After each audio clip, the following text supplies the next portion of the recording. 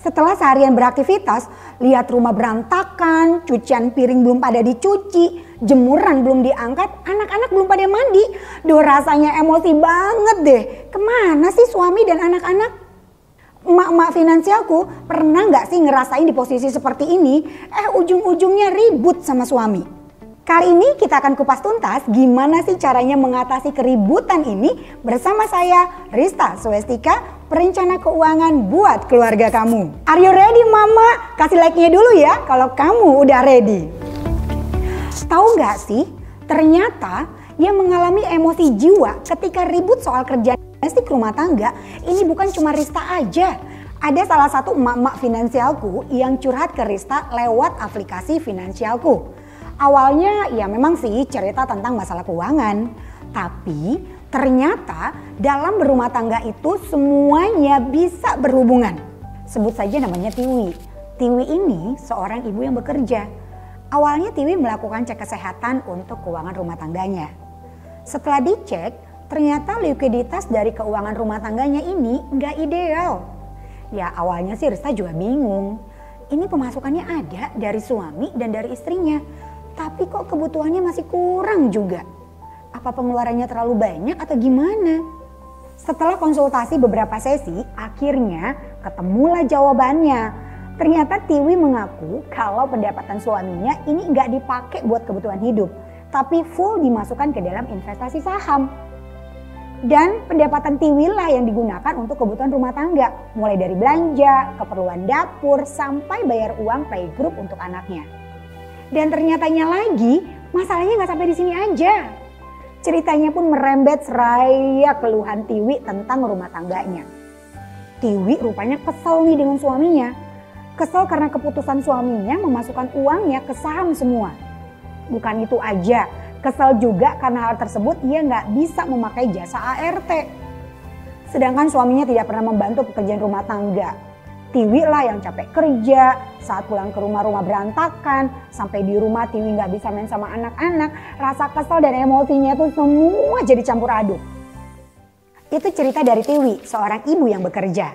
Masih ada cerita lainnya dari ibu rumah tangga yang berantem sama suami gara-gara urusan domestik rumah tangga. Mungkin mama finansialku di sini ada yang merasa seperti Tiwi. Tidak apa-apa, kita boleh kesel sama pasangan, tapi jangan sampai kekesalan ini berakhir dengan penyesalan. Kita selesaikan masalahnya dan cari jalan keluarnya. Lalu, bagaimana dengan solusinya? Apakah dengan memakai jasa ART atau asisten rumah tangga seperti yang diinginkan Tiwi bisa jadi solusi? Nah, emak-emak finansialku, sebelum memperkerjakan asisten rumah tangga, sebaiknya direview dulu, barangkali ada cara lain untuk memperbaiki pengelolaan rumah tangga. Jika memang gak bisa lagi, apa boleh buat? Kibarkan bendera putih daripada kegiatan keluarga dan hubungan dengan suami jadi terhambat. Oke, buat memastikan kalau asisten rumah tangga adalah jalan terbaik, ini ada beberapa tanda kalau kamu butuh asisten rumah tangga selalu merasa lelah. Oke, siapa di sini yang sudah merasa lelah, mama finansialku? Kedua, gak ada waktu bareng anak. Ingat, anak itu akan dapat value dan bisa terbentuk karakternya saat bersama dengan orang tuanya. Yang ketiga, jadi males banget bersihin rumah. Ya udahlah seadanya aja. Yang keempat, perubahan mood yang cepat. Kadang-kadang marah, kadang-kadang senyum, kadang-kadang baik, kadang-kadang julid juga sih. Yang kelima, gak ada waktu buat me time dan hangout bareng sama emak-emak lainnya. Nah, mama finansialku, kalau misalnya tadi kita sudah memiliki semua tanda tersebut, tapi ternyata kasusnya seperti Tiwi, pendapatannya nggak masuk, terus harus gimana dong? Gaji berapa sih sebenarnya yang boleh pakai asisten rumah tangga? Ya sebenarnya sih nggak ada ukuran harus punya pendapatan berapa ya baru bisa menggunakan jasa asisten rumah tangga.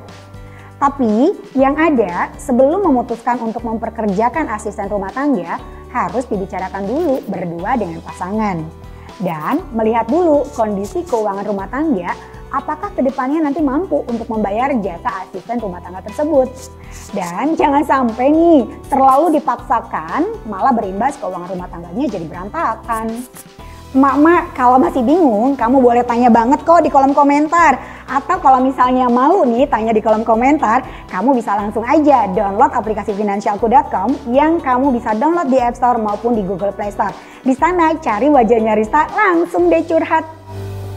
Memakai jasa asisten rumah tangga mungkin sih akan membantu kita biar nggak terlalu capek. Tapi solusi utama sebelum kita memakai jasa asisten rumah tangga adalah dengan melakukan komunikasi dulu nih dengan suami. Pertanyaannya, emak-emak udah komunikasi belum dengan suami? Udah ngobrol belum tentang pembagian tugas? Emang sih kebiasaan perempuan ini adalah dengan berasumsi dan mengharapkan kepekaan suami. Saat suami nggak peka, akhirnya jadi emosi sendiri. Dan akhirnya capek sendiri. Bukan karena capek kerjaan rumah, tapi karena emosi dengan suami. Betul apa betul? Yuk emak-emak finansialku, kita coba ya komunikasikan masalah ini dengan suami. Ada baiknya sih dari awal dibahas dengan pasangan, baik suami atau istri, mengenai pembagian tugas domestik ini. Biar sama-sama enak dan gak ada keributan lagi. Buat juga deh dari awal kesepakatan tentang pembagian tugasnya. Kenapa? Karena seharusnya ini tuh tugas bersama. Kan rumah bersama ya, bukan rumah istri, bukan rumah suami, apalagi rumah tetangga. Tapi tanggung jawab bersama. Dan biasakan juga meminta tolong. Jadi pasangan benar-benar merasa dibutuhkan. Kalau akhirnya ternyata nggak bisa disepakatin, maka barulah kita memutuskan untuk menggunakan jasa asisten rumah tangga. Video berikutnya, Rista akan bahas gimana caranya buat milih asisten rumah tangga yang tepat dan bisa jadi solusi. Biar kamu jadi orang pertama yang paling update, subscribe YouTube channel Finansialku dan nyalakan loncengnya. Tonton juga playlist perencanaan dana hari tua dari Finansialku. Sampai ketemu di video berikutnya, saatnya emak-emak mulai berdaya, keuangan terjaga dan keluarga sejahtera.